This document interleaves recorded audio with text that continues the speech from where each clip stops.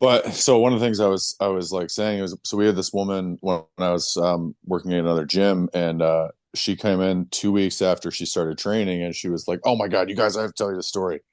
I went into the grocery store, and I realized I hadn't thought about how I was going to get there.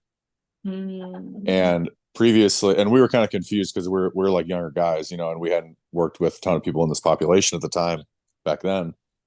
Me and the other coach, and we were like, "What are you talking about?" And she's like, and she was 86 at the time. And she was like, "Every time I get out of my car, I have to think about how am I gonna, what is the footing like? How is the road constructed, the parking lot? Where are there curbs? How am I going to get to the front door?" And that's like every time she goes to the grocery store, this is what she thought about. But after 2 weeks of training with us, because when you're very weak, you can get strong very quickly. You can get stronger very quickly. Call this the novice effect, where it's the observation that if you're very unadapted, you're very adaptable. You can adapt quickly if you're not very adapted, and that's why to a recently recovered coma patient, walking is strength training, but that doesn't make walking good strength training for the majority of the population. But Yeah. a coma patient's very unadapted. They're not adapted for strength. But yeah, she came in and she was like, "Yeah, I realized I got out of my car and I just went into the grocery store." And it was so cool. And she was like so happy. It like really made our day. It was so awesome. Aw. And so that's like what I was saying earlier, where like strength gives you options, gives you freedom, gives you the ability to make choices of, instead of like, um, am I going to take my grandkids to the zoo or am I going to take them to the movies? Well, I can go to the movies because if I go to the zoo and I can't walk around the entire way, or I can't go up the steps, or I might lose my balance in a crowd, well, then I'm going to have a problem. So I'll take them to the movies instead. They're doing that calculation. But the thing you had said right before you'd started recording was about like people shying away from activity when they are not physically capable, which makes things worse. And that's like the exact opposite. And the thing I was going to respond to that was like, uh, people tend to like when they see, especially elderly people, and they're like, "Oh, like let me help you with that." Like, "Oh, you're just a little old lady. Like, let me help you with that." It's like, no, like she might appreciate that, but you also might be robbing her of the only physical stimulus that she's going to get that day. And Hmm. so like it's better to ask, than it is just to like assume, "Oh, well, she probably doesn't." But it's like, no, like you need that. Well, you need to push and pull and, Yeah. you Use your know, body. use your body in all the different ways. Okay, my grandma's trying to get on. Let me see. Nice. Perfect example. Uh-huh. Yeah. Let me see. Perfect. I should say perfect demographic for it, not perfect example, but well, I got a kitty trying to come here, Ethel. Come here. Come here, sweetie. Come Um, here.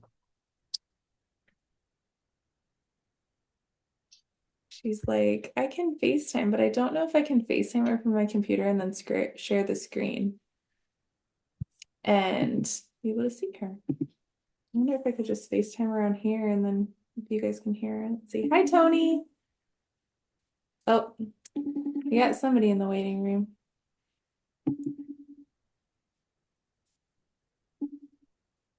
Are they able to talk as well, or are they like? They can unmute themselves. Oh, they can. Yeah. So we got okay. Let's see if this So works. we got 1317 something. Hmm. Yeah. Welcome, guys. What are you guys hoping to get out of today? I don't look very presentable, but I'm here.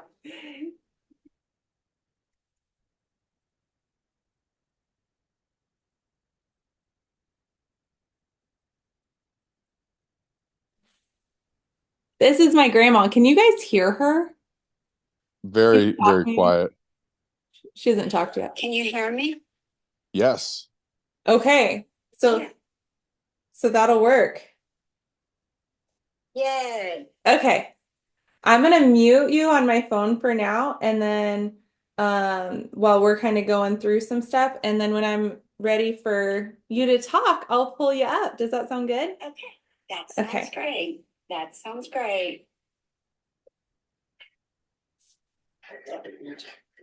All the way down. There we go. We've got another woman labeled Kayla Huffman here. That's Tony. She's probably logged in under me. Hey Tony, you gotta unmute yourself. Hi. There you go. Um, Hey. I didn't mean to log in under you. I think I That's was okay. kind of earlier sending out reminders and Maybe it'll let you be the host too. I don't know. um, I Hi, don't know how. Laura. Hi, Judy. All right. We're at the top of the hour. Andrew was asking if there's anything specific anyone's hoping to get out of this. So you can come off mute and let us know. It's a small group, or you can drop it in the chat.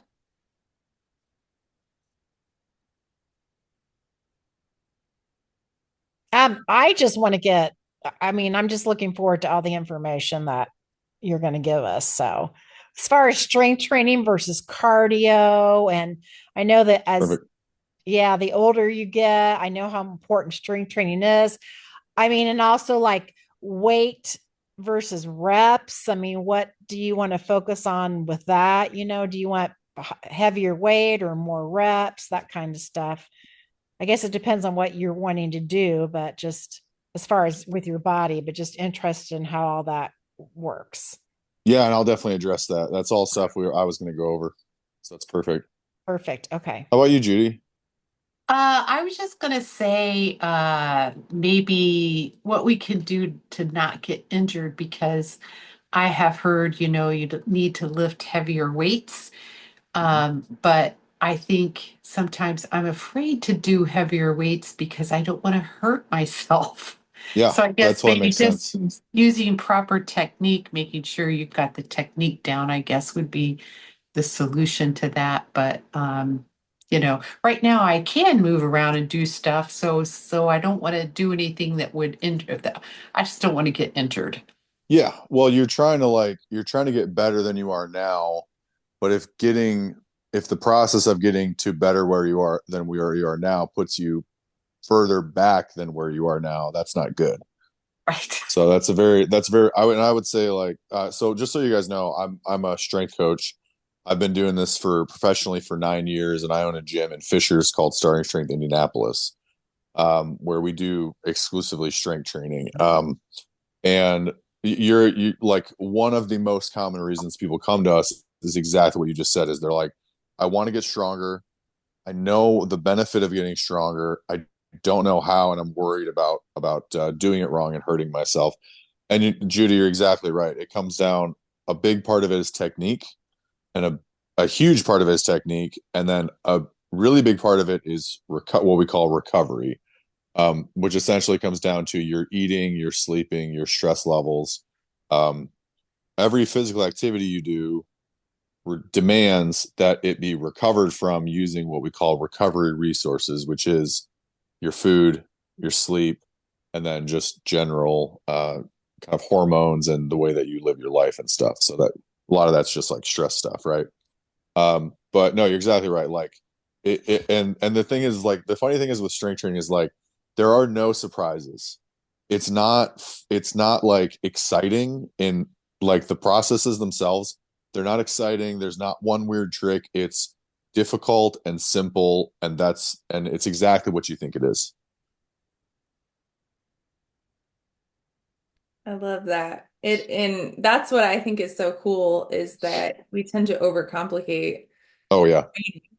and it can be that simple. Yep. And focus on the wrong stuff when there's bigger picture stuff to focus on. Yeah, Yep. exactly. And I'm Exactly. sure you see that with diet stuff, and you see that with weight loss. It's like, how do I like, am I meal timing right? Well, it doesn't matter because the food that you're eating is not good. Right. And sometimes I think our brains overcomplicate things because we haven't done them. So if it's something new, it's going to feel hard and scary and feel like it has to be super complicated. And then you get into it and you're like, oh, this isn't so hard. Yeah. Right? Yeah. Well, I'll do a little I'm going to share the slides and we'll kind of get started and then we'll really dive in. There we go. Give me a thumbs up if you can see my slides. Good. Yep. All right. So we're talking about muscle today, building strength at any age and giving longevity, essentially. I thought this was a very stereotypical strength trainer and realizing that we don't all have to look like this, but we all do have to focus on strength because there are a ton of benefits. Andrew gave himself a little introduction already. That was perfect. If you're watching this recording later, you haven't met me before. My name's Kayla Huffman. I own Freedom Medical Center, and my husband and I really try to help people gain health and not just lose weight and not just gain some energy, but really gain all around health.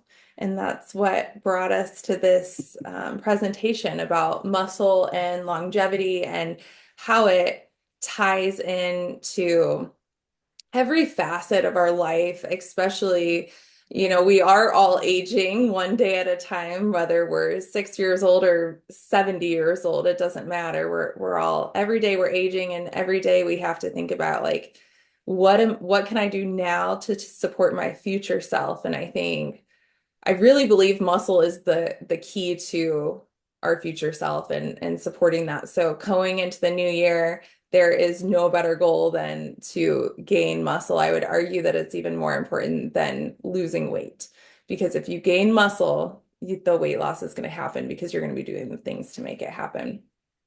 With that being said, we'll talk about several different things. I'll kind of dive into a little bit of an overview. I think a lot of people think, oh, I have muscle, I'm going to keep muscle. But what we don't understand is that muscle loss begins around age 30 and declines at a rate of 3 to 8% per decade.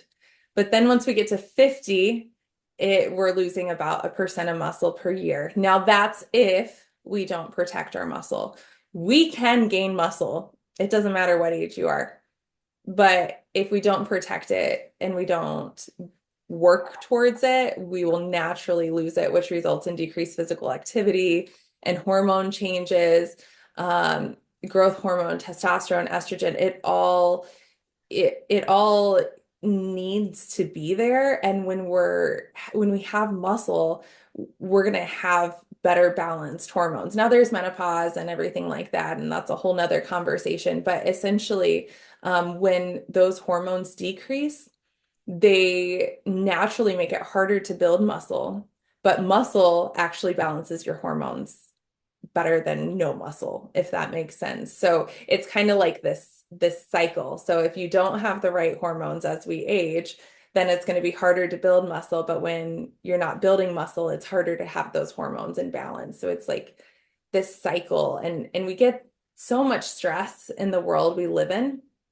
and it can cause elevated cortisol levels, which leads to additional muscle breakdown too. And a lot of us are really missing this protein element. If you're a patient or a client of ours, you're likely not in that category because we hone in on protein, but we have this reduced protein synthesis with age, and our body just becomes less efficient at processing it. So we really have this threshold of needing that 30 grams of protein first thing in the morning to create the muscle that we need to create. And then you have to add training and all the lifestyle factors we'll talk about in a little bit.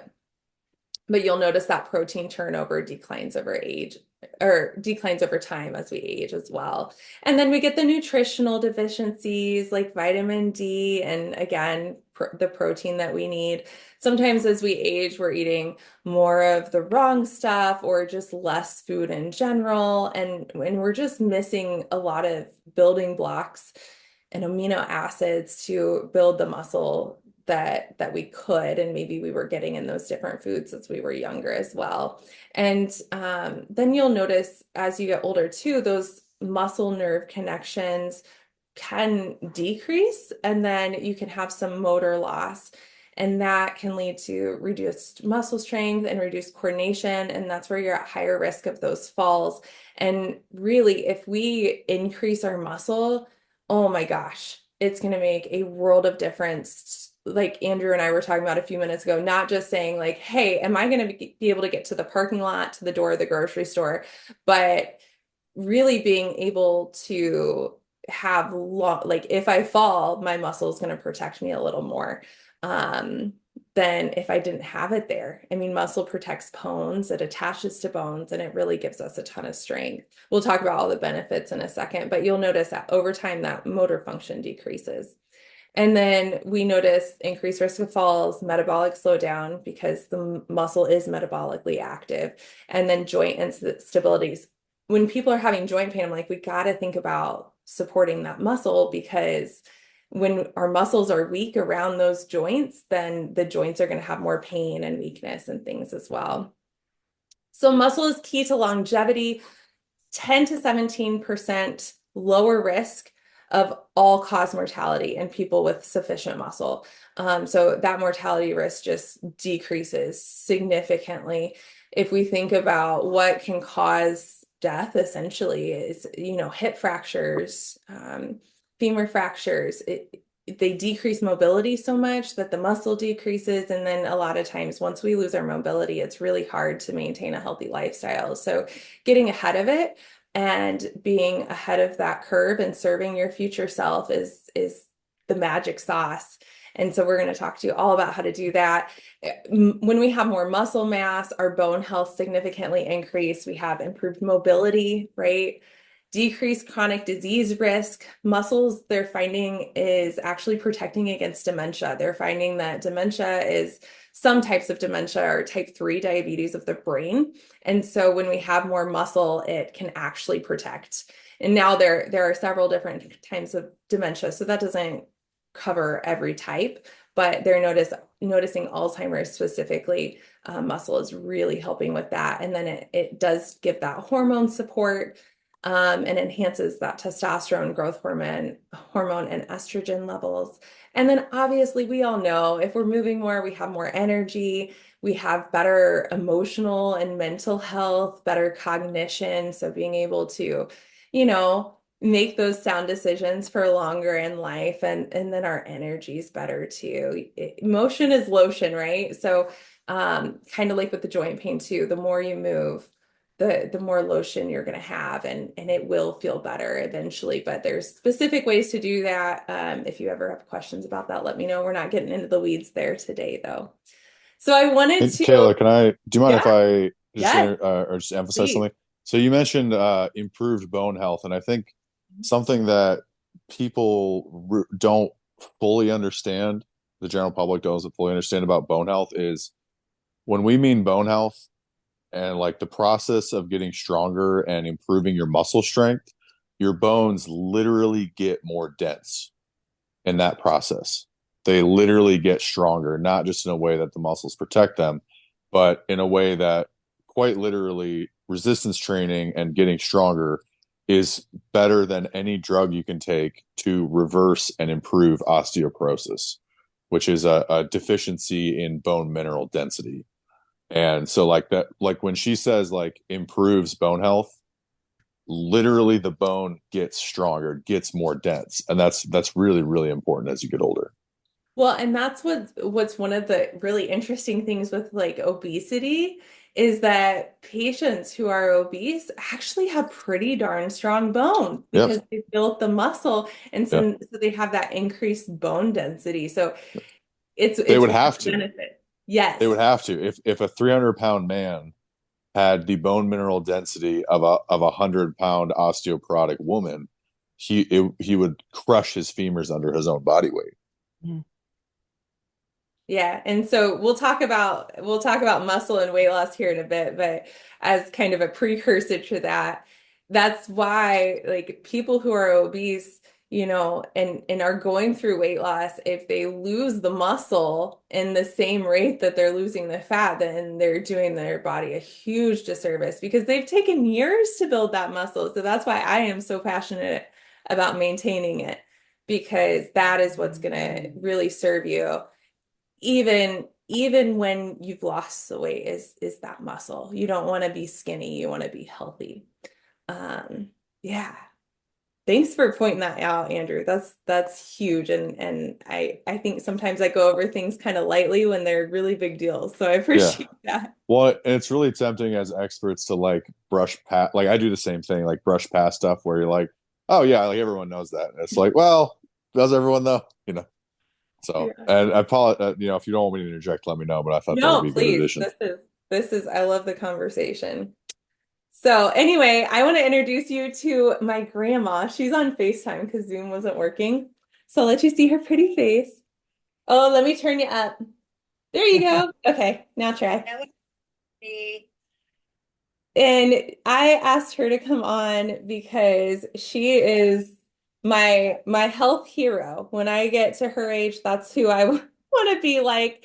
Um, and so I'm going to ask her a few questions just so you guys can kind of understand like where she's at and what's possible. So, Mimi, I call her Mimi. Do you mind telling them how old you are?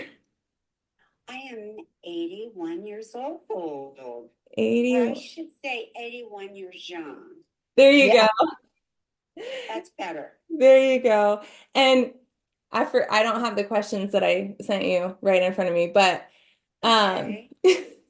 but tell me about like the exercises that you've done over your life and how movement and muscle has impacted you.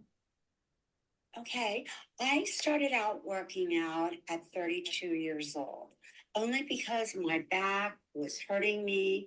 I went to an orthopedic man and he said, "You got to start exercising that back." And my husband said, "I think you should just exercise and get your body in shape." But before that, I was raising 4 kids, so I really didn't have the time. But after my back issues, I realized I didn't have time to waste. So I started out with aerobics and I did aerobics. Then I would walk 3 miles after aerobics. Then I went to aerobics, walking 6 miles and doing weight training. I did that for a long period of time. Then I went from walking 6 miles to doing weight training after that. And then after my feet started giving me a problem, I went to Pilates. And I still do Pilates. I do Pilates 3 times a week. I feel like doing Pilates works my whole body.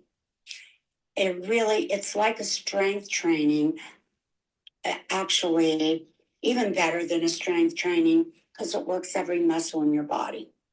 And I love Pilates. I feel with Pilates. Every woman needs strength training and stretching, and Pilates gives you just that. And so I feel like it's all wrapped up in one package with me because I can no longer walk 6 miles a day. So I feel like Pilates covers every aspect that I need. And I have a good diet. I usually eat.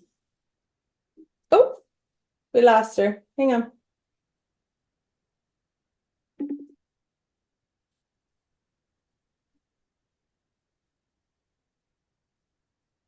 And there we go. You usually There eat. you are. There we go. Okay. I eat very clean, eat fresh vegetables, and usually grass-fed meat and fish and salads. I don't eat anything processed. I don't eat anything canned. I'll eat frozen every once in a while, but normally I just fix fresh. And I feel like you are what you eat. And it's worked for me. I feel good. At 81, I feel like I shouldn't be 81, but I am. But I just feel like within the exercise and eating clean, taking vitamins, doing all the right things to make you healthy has got me where I am today.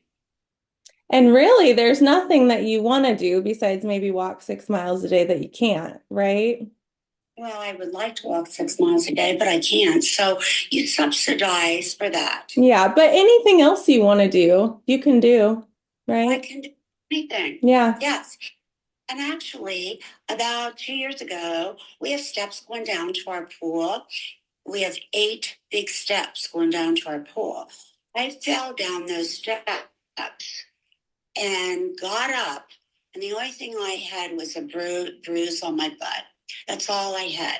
So I think all this pays off. I really think. And I have had no osteoporosis in my whole life. So it all pays off. I think strength training is positively imperative for women. You got to do it. I Even think if you're so you right. want to, I think you got to do strength training. Yeah, they used to really say like lose weight, eat less, run more, and I think you're proof of the new research where they're saying muscles actually where it's at, not cardio. It is. Yeah. It is. Exactly. Even if you don't do cardio, do most strength training. Mm-hmm. That keeps osteoporosis away. And as we know, all women suffer from some type of osteoporosis. And I just went in for a bone density test. I had none. Yeah, if we don't protect our muscle, and that's what you've done. Right. Yeah. Right. Yeah. And your bone. And your bones bone. are important. Mm-hmm. Well, thank you so much for sharing. Yeah, my grandparents still jet ski and all the fun things. Yes, definitely. Definitely. Okay, thank you so much. I'm going to put you right here. Feel free to listen in or pop off whatever you need to do. But I love what you said too about how as we, go through life, we might have different seasons where different things fit better into our schedule. Change your workouts. Mhm. As you get older, you have to change your workouts because maybe this part of your body isn't working correctly. But anybody can do Pilates reformer. Yeah, yeah, and That that's such a good thing to ease into, and it's there when we need it. Yeah. Does she go to a studio then for her Pilates, or What do you studio do you go to here? do it at home? Pilates by what is it? Brook School Road and what's the other school? What's the other? Oleo or 106 or 116th? Not Oleo, but 116th Carol. Brook School, where Brook School meets by Mama Bear's. Oh, right at like Fall Creek. Okay. Fall Creek. Right. Okay. I love it there. They're very careful that you're doing it correctly. And when you do it correctly, there's amazing benefits to it. Yeah. Okay. Thank you. Young people, I probably am the oldest there. We have a lot of young people that do it. We have a lot of middle-aged people that do it. But the problem is you've got to catch it before your bones turn to osteoporosis. And you take your vitamin D, don't you? I take That's vitamin D important too. every day, 10,000 milligrams. Yeah. 10,000 I use. There you go. There you Yeah, go. I do. Yep. Thank you. Thank you. Okay, I'm gonna turn you down. Love you so much. Feel free to listen or whatever you need to do. All right. So now we're gonna leave it to Andrew, and he's gonna talk all about building and maintaining muscle. Thanks. So we had some good stuff input in the beginning about kind of what to get out of this, and the question was one of the questions was, how many sets and reps do you do? Do you do yoga? Like, how important is cardio? All that stuff, and I'm gonna really keep this big picture because I do a method called starting strength, which is extremely simple, very straightforward. You can look it up online.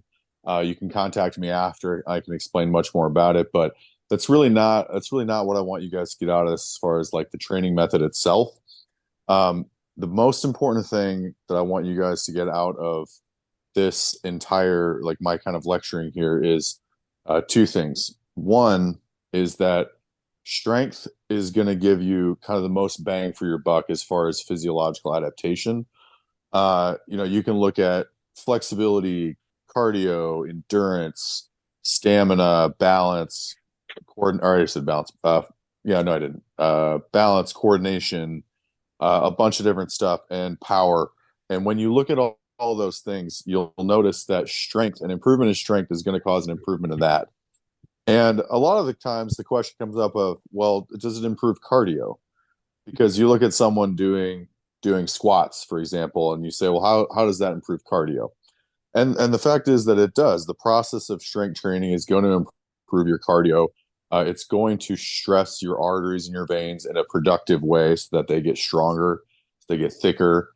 It's going to stress your bones in a way that is going to improve the density of them, which is going to protect you from breaks, from instability, from stress fractures.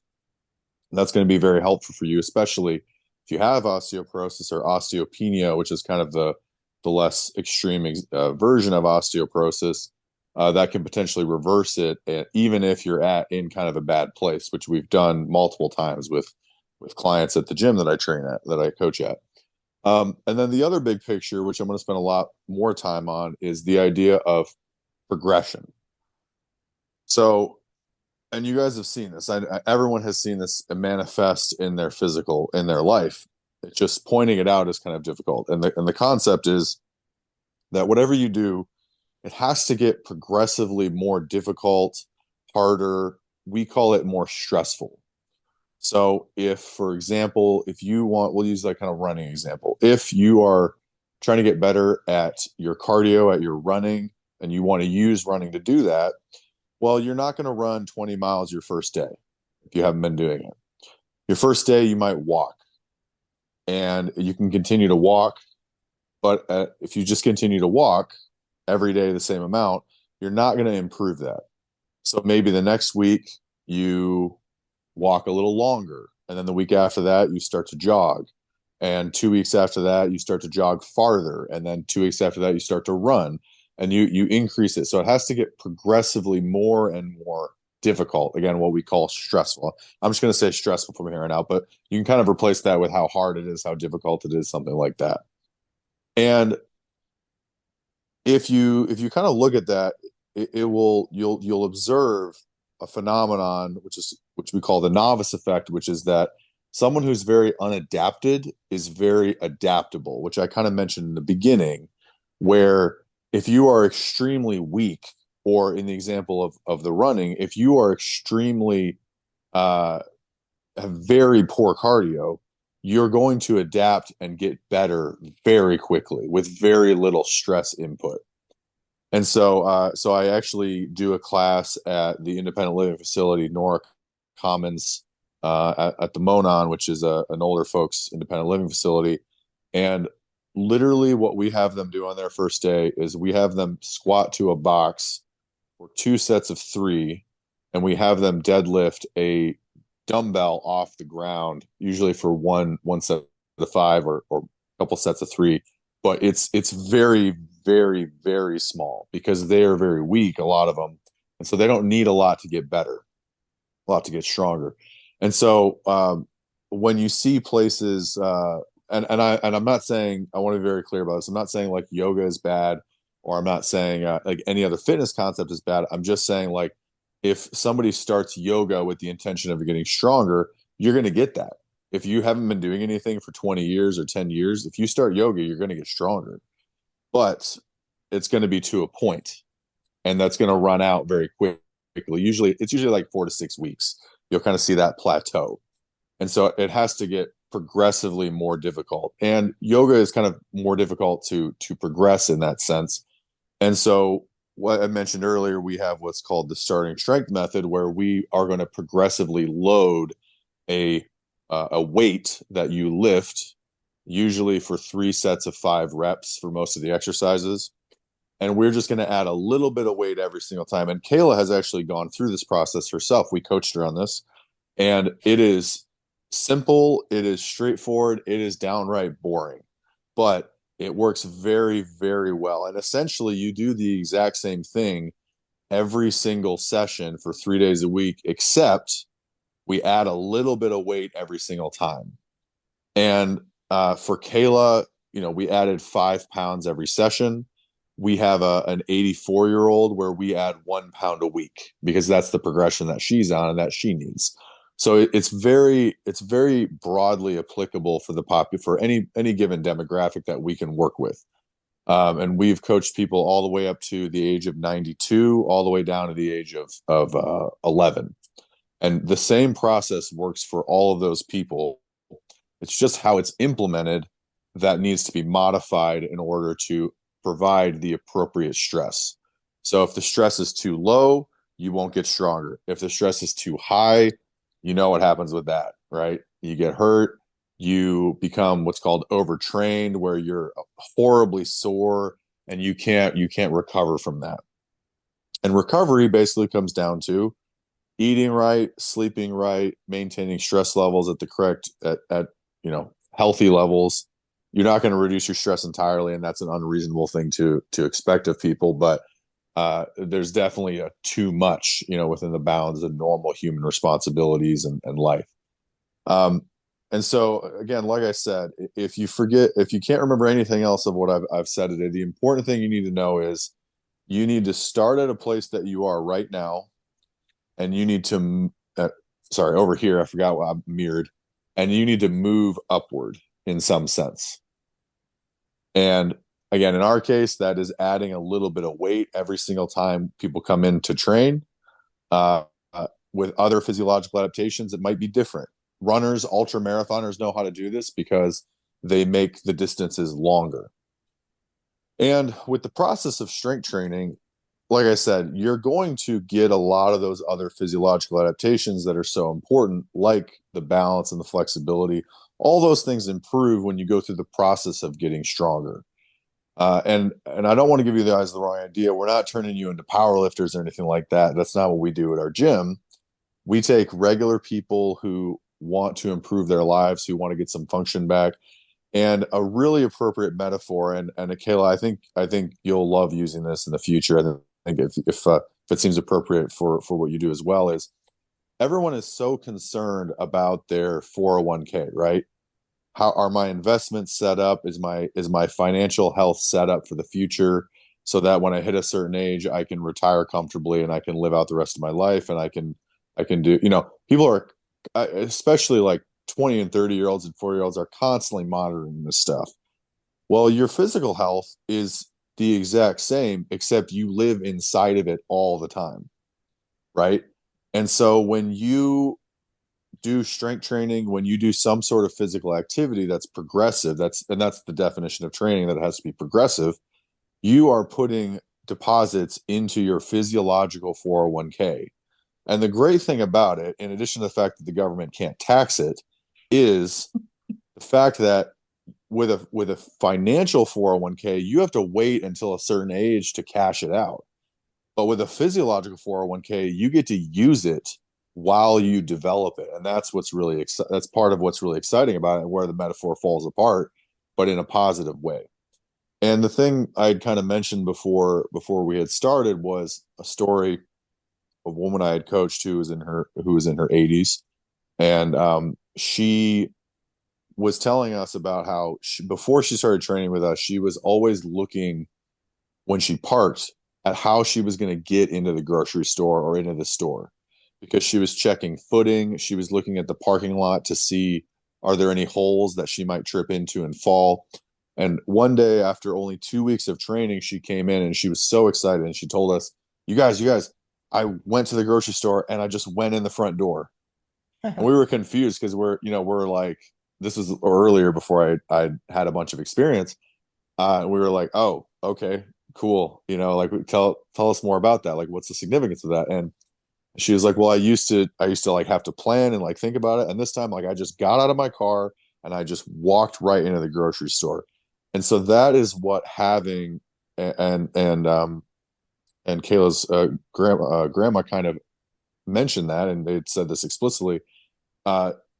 Strength and fitness gives you options, gives you freedom in your life to do the things that you want to do, to spend time with your grandkids, to get down on the ground and play with them on the floor, to walk the entire zoo length with them, to go upstairs, to walk around Europe, because they've got a bunch of stairs and they do a bunch of walking. And if if your knees are bad and they're achy to the point where you can only walk 100 steps before you need a break, then that's not going to happen.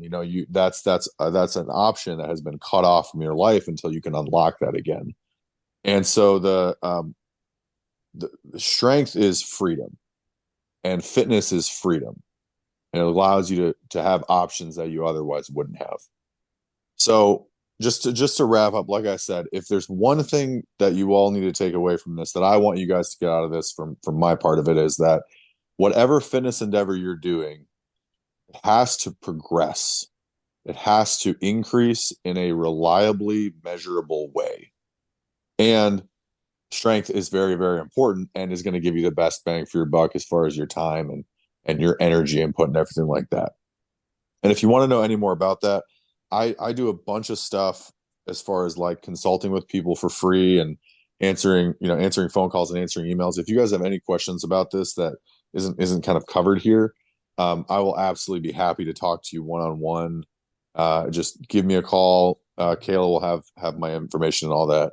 I will talk to anyone about this all day, and I'm happy to just provide that help and make sure that people are living their lives to their fullest and really enjoying it. And we so appreciate not only your expertise and you taking the time to share with us, but truly just your heart. I had no idea that you were over there helping the elderly gain strength. And, I used to go into those nursing homes and the assisted livings and see them in conditions that I couldn't do anything about. And so it's just warms my heart to know that like somebody is doing it, because gosh, if they built some muscle, they're gonna have so much better quality of life. And I think that speaks to us, right? What like you were talking about with the 401k, like we are making deposits every day, and every day that might look a little different. You guys are showing up today for yourself and you're getting the education. And so education is half of it, but we have to apply it too. So that's the other half. So that this is like half the deposit, and then the other half is going and doing it. But I'm so glad you guys are here. I loved what you were saying about progressive overload. I thought just because I was going to the gym, I was doing what I needed to do. And then I went and started training with them, and I was like, oh my gosh, I need to be like actually tracking what I'm Yep. lifting. And And I guess I should yeah, clarify too. That's if you want things to get better. If you are happy with where you're at and you don't care if it improves, which for some people that might be the case, if you do nothing, it will get worse. And if you do the same thing, it'll stay the same. mhm. Yeah, it's like health's like the laundry, it's never done. Yeah. You Yeah, know, exactly. the other thing that you mentioned that I really want to highlight, especially as we kind of like transition into a little bit different take on how to build muscle, is taking the gym with you. There's this concept you can either, most of us will do one of two things. And I used to be in this first category where I'm like, I went to the gym so I can do whatever I want. I can drink the alcohol, I can eat the sugar. I went to the gym today. I can, take 12 hours to sleep, and I'll talk about sleep's actually really important. But, you use it as an excuse for all the things that you want to do. But what we really have to decide is to take the gym with us, because muscle doesn't just need strength training. Muscle needs nutrition, needs sleep, needs recovery. Before I started coming to you guys, I undervalued recovery Oh tremendously. yeah. Tell me, Well, you and want to speak to that a little bit? and Kayla, to like, you and I are in a extremely privileged position in the sense that we're young. And if you talk to, I would say, anyone over the age of 60, getting a good night's sleep is damn hard to do. Like, it's tough. And like, that's a big thing that we have to work with our clients that are 50, 60, 70, 80. Like, sometimes you just can't sleep good. And they know better than anyone in our age demographic how important sleep is on mood, recovery, how you feel, your fatigue levels, all that stuff. Sleep is absolutely critical. And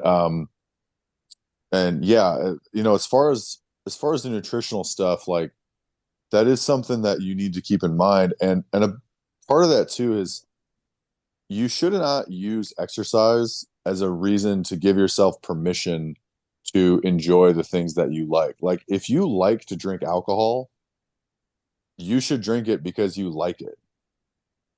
And you shouldn't use it. You shouldn't use exercise as be like, well, I've been good, so like I deserve this. Like, no, you don't. You don't like no one deserves cake. No one deserves alcohol because they just want it. And it's okay to want things and it's okay to enjoy those things, but like um exercise is not like penance for the bad things, the bad food things you've done. And the bad food things you want to do is not like giving yourself permission by having that. But that said, like if you have certain goals, and like getting stronger, being more healthy, you have to focus on that stuff. But don't focus on that because you feel bad.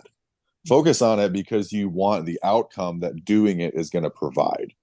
And the big thing with the muscle is going to be protein. And basically, like we have like a big long flow chart of stuff that we know as coaches, like me and my coaches know in our heads, and that we have written down that we want people to go through. But most of the time, people are only going to get to like the first three, and that's going to be the main one is the protein. Is you have to get your protein intake up if you want to get recovered, to be able to get stronger, to be able to improve that. And then the other big thing I would say is focusing on more productive foods than simple sugars. So simple sugars do not contribute very productively to strength training. And when I say simple sugars, I'm talking about like table sugar, fruit juice, pop, things like that. If you drink pop and you have like strength training goals or you have weight loss goals, eliminating that pop or reducing it massively is going to have a huge effect on getting towards those goals, because the easiest way to get a bunch of calories in your body is to drink them. And if you can reduce the calories that you drink and the less productive calories that you drink, you can use those calories either to lose weight, or you can put those into more productive things like protein, fat, and complex carbs like potatoes, rice, bread, things like that. We call that Um, crowding out. You go eat the productive things so then you have yes. room Yeah. and less cravings, like the And protein, so many less cravings when you're getting all your protein in. absolutely. And if you start with, and that's another thing that we usually don't even get to this, but like you start with your protein first, and then you go to your vegetables, and then you go to your complex carb. And usually by the time all that's done, you don't really want like a bunch of sugar. Like it's just not, you're just not gonna, if you eat half a pound of chicken and uh 2 cups of vegetables or a cup of vegetables, and then a quarter of a pound. If you eat four, I'll just say a pound sounds kind of scary. Sorry, if you eat 4 ounces, if you then eat 4 to 8 ounces of mashed potatoes, with a little bit of butter and salt and not a bunch of other stuff on that, yeah, you're just not going to want to eat a bunch of cake. Mhm. Yeah, yeah, that's so true. Um, Protein for anyone who wants to know, we typically recommend, and I don't know what you guys do, Andrew, but 1 gram per pound of ideal body weight is what we usually recommend, which typically, if you look at how many calories you should be eating in a day, it's going to be 40%. Is that what you guys do, or something Yeah, similar? it definitely depends on the person, but that's a really good starting place. Mhm. Um, the it really depends on the person, but that's a really, if someone's trying to gain more weight, it gets a little more tricky. Women can't really metabolize protein as productively as men can. Like with men, if you've got a skinny guy who wants to gain a bunch of muscle, he can just shovel a bunch of protein in. If a woman does that, she'll just get a little fatter, like she'll just gain fat. So having the protein dialed for women is a little more important than for men. But yeah, almost invariably with new clients, it's more protein. You're almost certainly not eating enough protein. Yeah, and circling back to sleep. So this is off the record because I'm still trying to figure out how I feel about it. But I got Chris, my husband, a grounding pad for Christmas. And because he's been out of town and sleeping on a bed and not sleeping has been the problem. Last 3 nights that he's had it on his bed, he slept better than he has in a month. So jury's out on it, but there might be something to these grounding. They're like grounding pads or grounding mats. I found one on Amazon. I was like, here, Merry Christmas, try this. And he was like, Kayla, I haven't slept this good in forever. And there's so much that goes into sleep. We could do a whole webinar about that. But sleep hygiene, sleep routine, 7 to 9 hours for women. We really need more than the men do on that. And it truly does make a difference for recovery. And Yes. uninterrupted sleep. That's really, really important. And that can be tough, but yeah, uninterrupted sleep and enough sleep. Yep. I think we've talked about most of the things on my little lifestyle slide. Let me see if there's anything else we were going to talk about there. Then we really could do like another 3 hours on sleep, though. I know. It's like there's so much sleep stuff. Topics that and one thing that I think especially your audience should know about this is calorically, sleep is free. Sleep does not incorporate calories at all. Like if you're trying to get stronger and you're trying to get recovered and you're trying to be in a better mood so that you eat the right things and that you're excited about eating the right things and not eating less productive things, getting better sleep calorically doesn't cost you anything.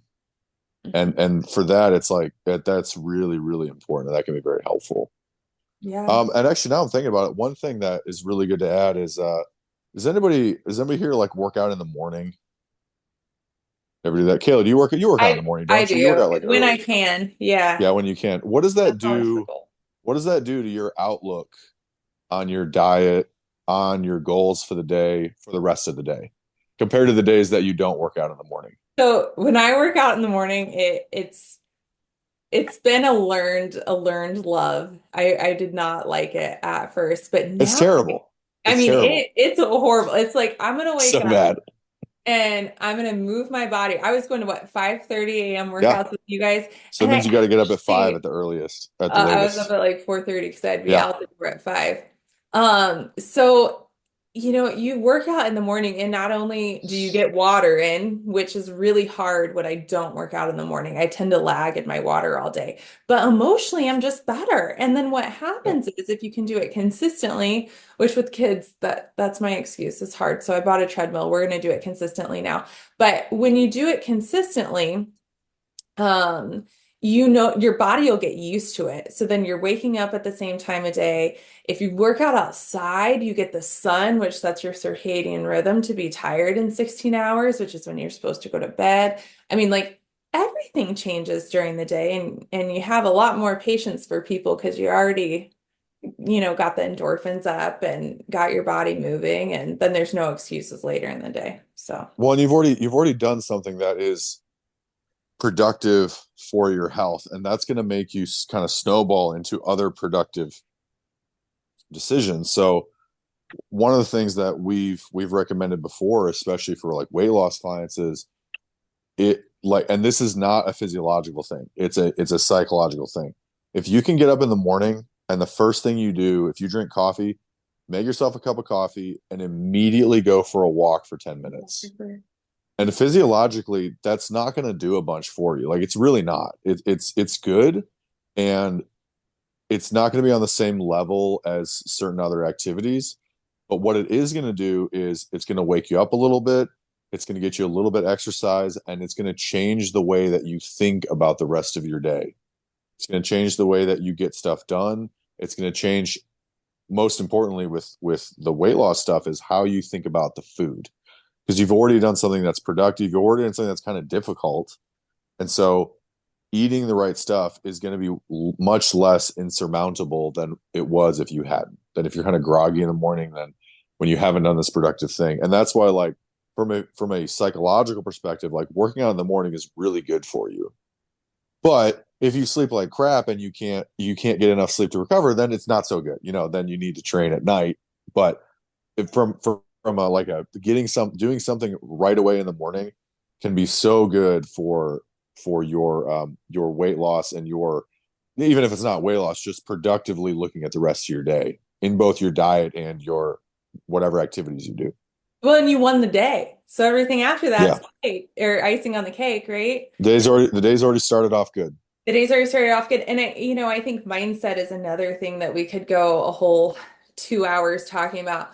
But when you were talking, two things popped in my head, mindset and water. So I'll tell you about both of those. But mindset, when we start to do things that contribute to our health, then we start to identify as a healthy person. And then we make more decisions that add to our health. And so sometimes we have to start looking in the mirror in the morning and saying, I'm a healthy person and I make healthy choices.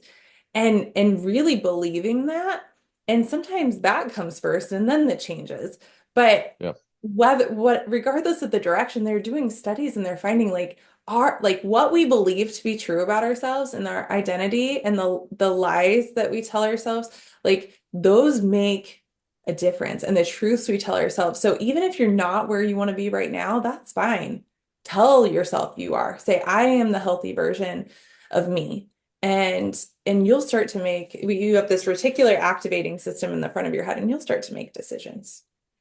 Yeah. The other thing I was thinking about when you mentioned the water before coffee, the first thing you drink in the morning, you'll crave more of throughout the day.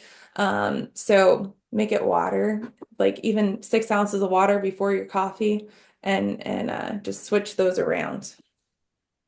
You got anything to add on those, Andrew? No, I think you're absolutely right. I mean, I know a guy right now at University of Indianapolis who's doing a study on the importance of identity in maintaining in exercise compliance.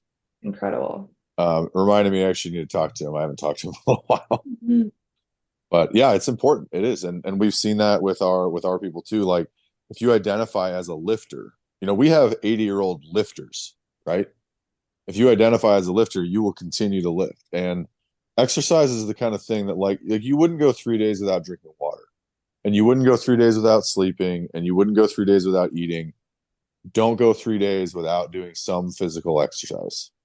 That's a basic human necessity. It is not, for a normal functioning human, it's not optional. It's what humans are supposed to do. Yeah. Chronic stress that impairs life too. So just kind of recognize that and finding ways to manage stress. And you can end up in these unfortunate feedback loops where you just get in this cycle of like, I'm stressed out, so I don't want to exercise, and I want to treat myself with this food, and then I'm like still stressed out, and then you just kind of get stuck, and so you gotta like pierce through that and start with something. And that's why I think what you said kind of in the middle of like getting knowledge, getting information is really good, especially if Judy, I know you said you're worried about getting hurt doing like exercise or training or anything like that, but just starting is going to be so important, even if it's little and even if it's not perfect. It's better than waiting for the perfect time when everything is right. It's never coming. It's like having It's never a baby coming. you're buying a house. There's never Yeah. a good time to quit smoking. Mm-mm. There's never a good time for whatever. No, and I think too, when we talk about mindset and exercise specifically, I think it can be very all or nothing. So I really Oh yeah. encourage anyone who's just starting out, like you don't have to commit to 30 minutes every day of the week. Commit to 5. Like commit to the thing that you Yeah, can do just do on something. your first day and show up every single day. And some days you might show up for 10 minutes of recovery yoga. And some days you might go lift. because it's okay to have the variety, and you need, like, your body needs active recovery days, but show up for yourself, even if it's for 5 minutes when you're first starting out. Yeah. You're worth it. You are worth it. These are muscle gain nutrition. We've already touched on this. Get some healthy fats in, complex carbs, not the simple sugars or the simple carbs, and 1 gram This per. is cool to see too, because we did not cross check like what we were going to go over before. Like we both know each other well enough to know our expertise and that we're both like good at this stuff. But like we're giving the same exact advice, having not like, you know what I mean, like written scripts for each other. Yeah, yeah. There was like very little collaboration, and I was like, okay. Because I know Andrew's awesome, and I trained with them, and I'm still using all the things they taught me. And I mean, it's everything they were saying. I was like, well, yeah, you're right. Well, like, these people know what they're doing, and that's the thing. There's so much information on TikTok and Instagram and Oh all my these God. things. Like, and There's so some of much it's crap. worth it, but don't just like some of it's accurate, but don't just like believe everything Dr. So and so says because he has an MD behind his name. Like, find people, and we can help you find those people regardless of what you need, that really are experts and able to give you knowledge that you're going to be able to utilize and see results from, you know. Yeah, there's a lot of TikTok. See what else? Tracking muscle. If you see me in the clinic, you know all about InBodies. There's several different ways to track muscle, but you're never going to know if you're gaining it if you're not tracking it. We offer free InBodies to family and friends of clients, or if you're ever on a Zoom and you haven't come in and gotten an InBody, we'd be happy to help you totally for free. You have to know where you're starting in order to figure out where you're going. And then supplements, the two things that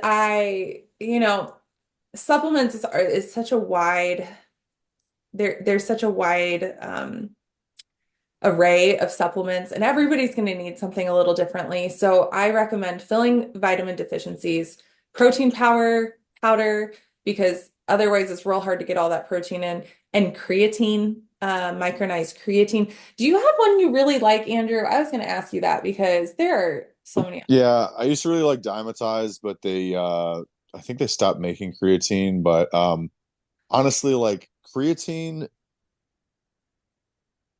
if it's microionized and it looks like flour, not granulated sugar, it's probably fine. Like creatine is so absurdly well studied all the way back to the 70s, creatine supplementation, and its effects are so beneficial, and it is actually quite a simple synthetic. I don't want to say synthetic, but to the way to extract it is extremely simple. It's kind of hard to screw up as long as you make it into that. They make it in the micronized, which is the floury stuff. Um, and I don't know if you knew this, but it actually has the older you are, the better of a mental effect it has for people, even beyond a lot of the physical stuff. So like memory, focus, um, sleep, even creatine can help with. Even if someone's not doing physical training, supplementing creatine can be helpful for that. And like I said, it's extremely safe. Like steak has a bunch of creatine in it. All sorts of meats have creatine in it. Like you don't need to be careful. Like it's fine. Take 5 grams a day. Don't worry about it. But I'll do the same thing. Fill in the vitamin deficiencies, creatine and protein powder. For protein powder, my opinion is use whey powder. Most of the vegan powder stuff is just not as bioavailable. It's not very good. If you have philosophical reasons for not using whey protein, I understand. But just know that whey protein is, in my opinion, the best stuff. It's real cheap. It's not that expensive. Any other extra supplements that I didn't put on there that you like? No, What do not at you all. feel like about pre-workout? All that Because other I stuff don't know that is I like it. I love pre-workout, and let me tell you Yeah. what I love about pre-workout. There's about a billion pre-workouts out there, and they all have one common ingredient that is the most incredible performance enhancing substance that exists. And it's called caffeine. And when I figured this out, I stopped buying pre-workout and I just bought caffeine pills. And I know caffeine pills sounds like kind of extreme, but honestly, it's the same exact stuff. It's just in a more manageable form. And I don't even take that much. Like before I work out, I take 100 milligrams, which is a little bit more than a cup of coffee. And that is just enough of a pre-workout for me. A lot of the stuff they put in there, it's fine. And if I was a billionaire Olympian, I would probably buy it. But it's not worth the extra money for the marginal benefit when there's probably 1,000 other things that could be done better anyway. So that's my opinion. You know what? That's mine too. I was like, I don't understand this pre-workout. It's just caffeine. Like, why don't I just Yeah. drink a cup of coffee? It does the same. Yeah. Well, I think there is something with coffee. I think coffee does something a little different because the substance, so everything in coffee that's not caffeine, I think it does some extra stuff too. That to me is not, I don't want to say it's hampering, but I don't feel the same. I'll say that. And I don't know enough about the pharmacokinetics to make any sort of argument about why that's the case. I just know that directly supplementing caffeine or taking pre-workout, which has caffeine, functions differently than drinking coffee. Maybe it's an administration thing. Like if you take like one hit of caffeine real quick, it affects you differently than the time it takes you to drink coffee. So I don't I don't know, know. I've but never experimented with the two, so it's good to yeah, hear that no, perspective. and I like the caffeine pills. It's super cheap. It's convenient. It's extremely safe if you take reasonable doses for Yeah. training. So, which some people don't. I know a guy who takes 600 milligrams with a Monster. Oh my gosh. Yeah, It's like he's looking for some, I would we call we it SBT. it's funny, but it's not what I recommend. No. It's just a funny story I have of a friend of mine. But that is not what I Do not do recommend. that. No, don't do that. All right. I have muscle and GLP-1s. If we do not protect our muscle in GLP-1 weight loss or any weight loss otherwise, we are going to lose it, kind of like what we talked about earlier.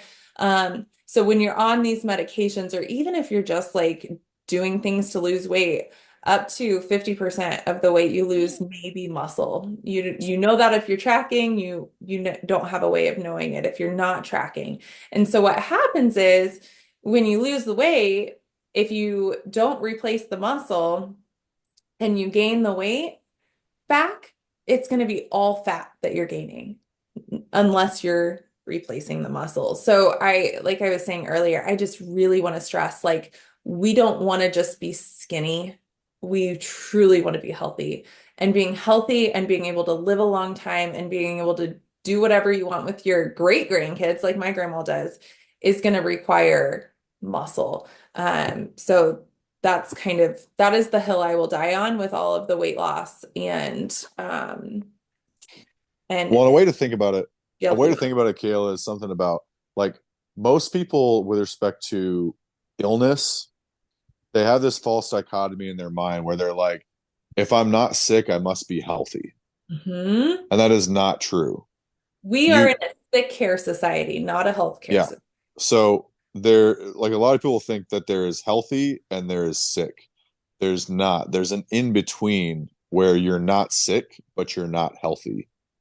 And you have to remember and that's the same thing. So you can be skinny and unhealthy. You can be fat and unhealthy. And just because you're skinny doesn't mean that you are strong, doesn't mean that you function well, doesn't mean that you're healthy. And so I really like the way that you put it about being healthy, not just being skinny. Thanks. We have time for some questions if anyone has questions. Everybody good? Oh, come on. Someone's got a question. Somebody ask a question. Someone wants something.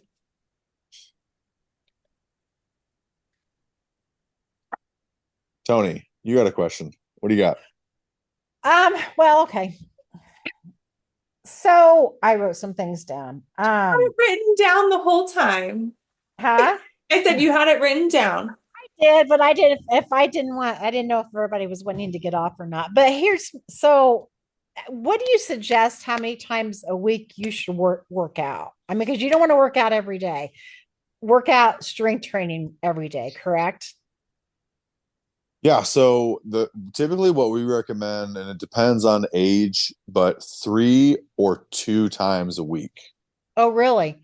Yes. And if you are questioning that, start with 3 days a week and see if you can tolerate it well, and then go down to two if it's too much.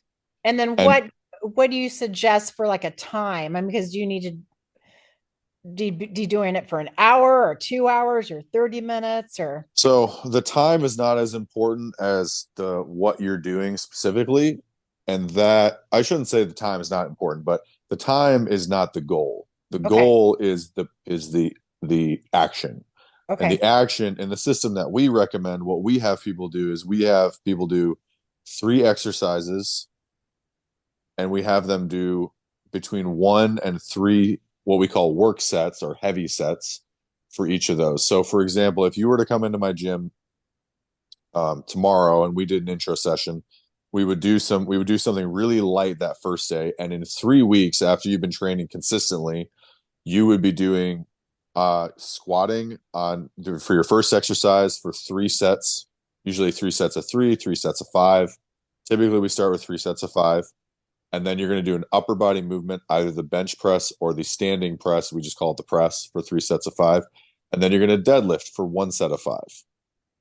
And again, like what during my talk, I didn't really get into minutia of like what strength training we recommend, but because you asked that, that's what we would do. And Okay. then 2 days later, you would come in, you would squat and deadlift again for the same number of sets. And then you would do the other upper body movement, either the press or the bench.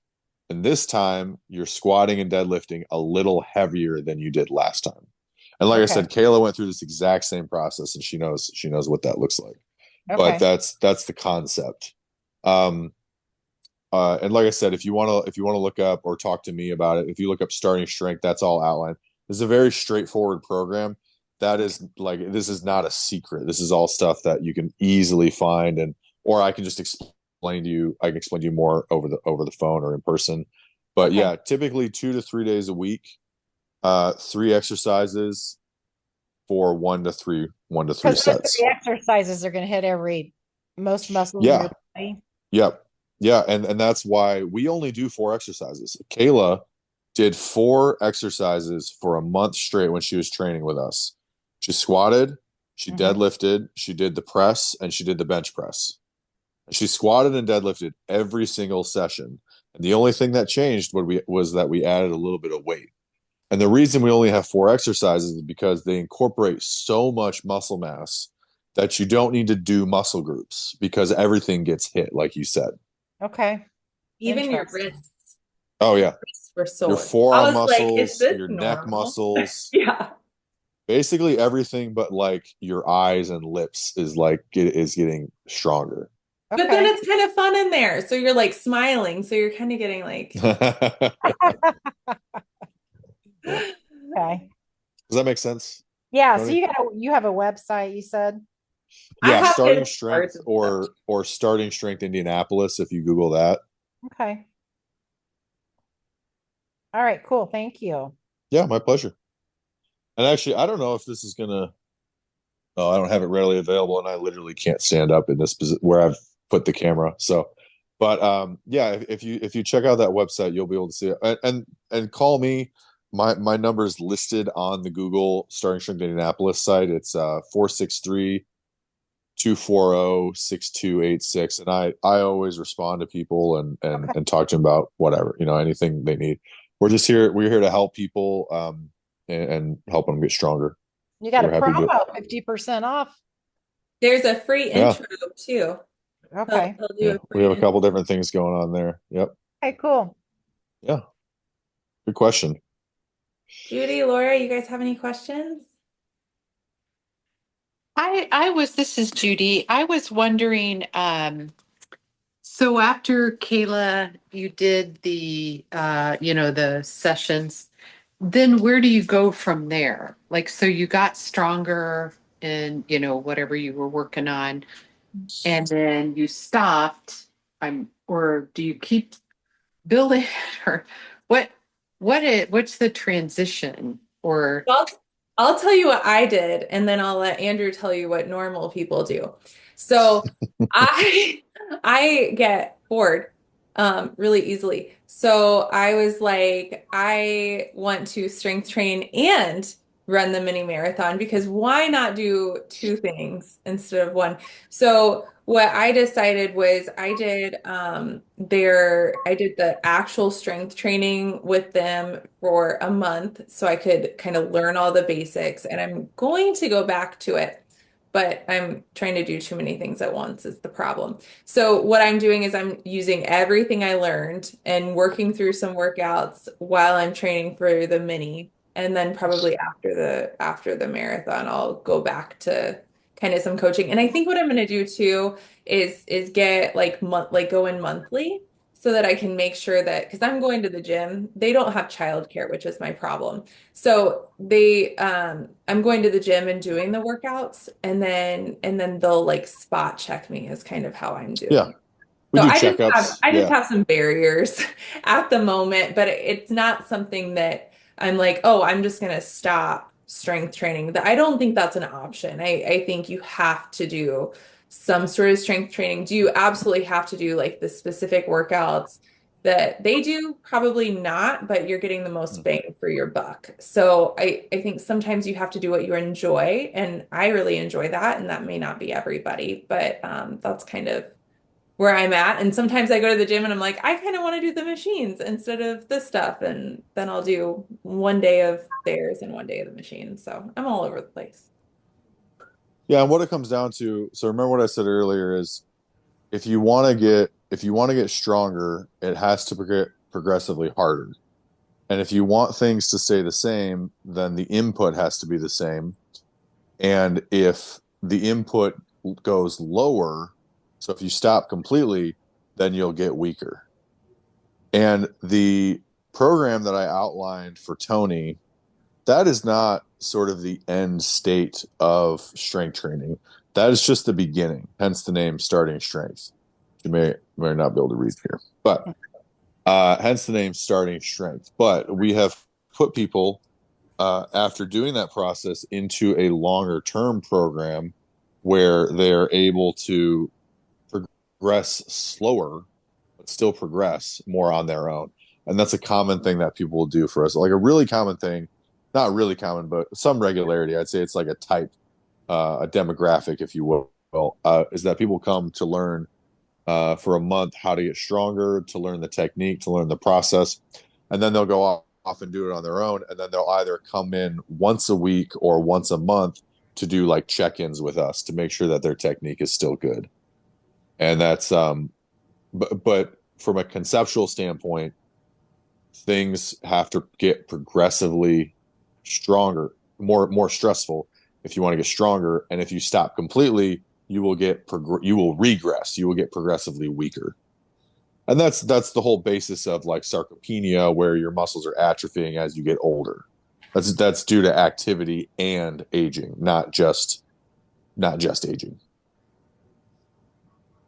Did that answer? I have no idea if I answered your question. I now realize. yeah, no, that makes a lot of sense. I guess I was just thinking like it doesn't sound like you're necessarily always in your life trying to get stronger or more strength.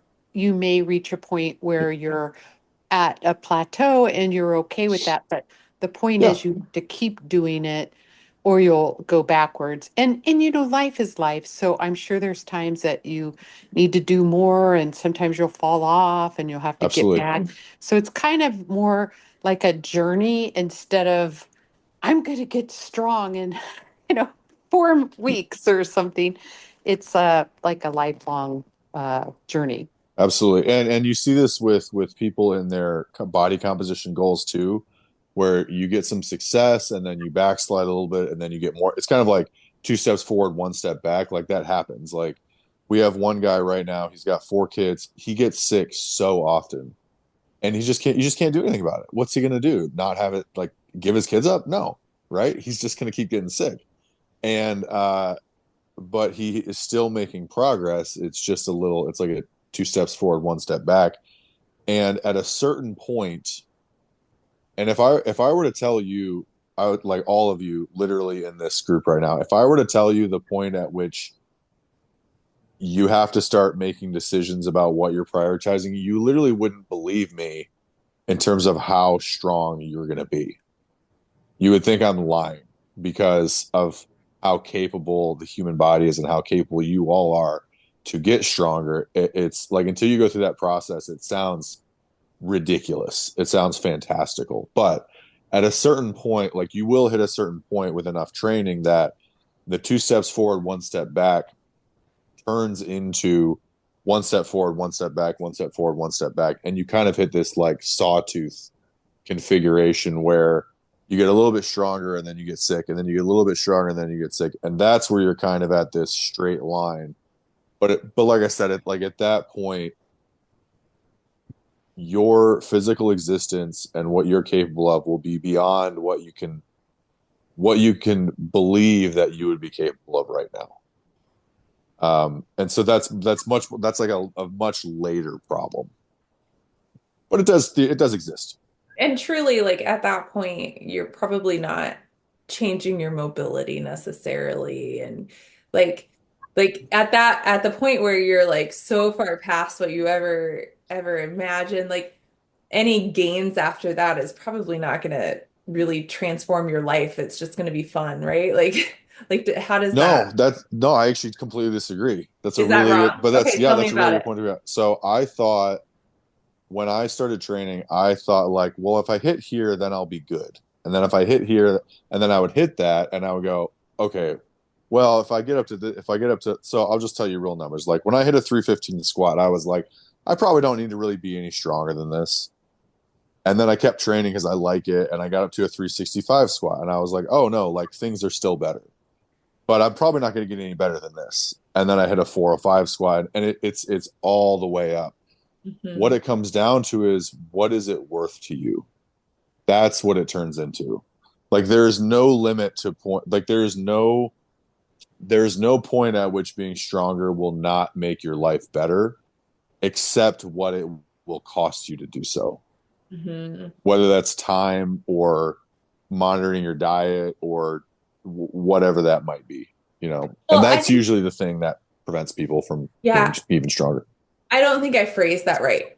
Functionally, like you're going to be able to do the things when you're squatting at 350. There's probably not much functionally like walking from the car to the Yeah, gas. and Like yeah, you're going and to that be just able to depends lift on your your kids. lifestyle.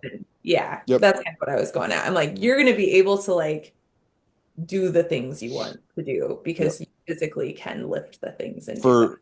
For 99% of your daily living, Yeah. for like in a given year, let's say, you're gonna be you yeah, you'll be fine. Yeah, that's kind of what I was going towards. Yeah. Laura, Yeah. you're off mute. Did you have a question? No, Okay. I'm soaking it all in. All right. Is this somewhat addictive? Sounds like maybe it could be. It can be. Yeah, Okay. can Not be. all addictions are bad. Yeah. Yeah. Well, and there are definitely some people who start doing it or who turn it into something that's not particularly psychologically healthy. Um, Um, but there are better ways. Like, you can do that with anything. Yeah. Yeah. And you guys are, I just was looking up, you're over by like across the street from the Meyer on 96th Street. Yep. Is that where you're at? It's basically 69 and 96th. Yeah. It's like right there. Okay, Where the cool. Panera is. They're in the same Yep. building. I know it's Clean Eats, Pet Boys, 21 Oh, First so you're Amendment on it. liquor. Yeah, okay, I got you. You're kind of where the old marsh used to be. Mhm. Yes, I believe so. Down there. Okay, I got you. Okay. All right. All right. Any I'll other pray us. questions? We usually pray out. So you can stay or leave, whatever y'all want to do.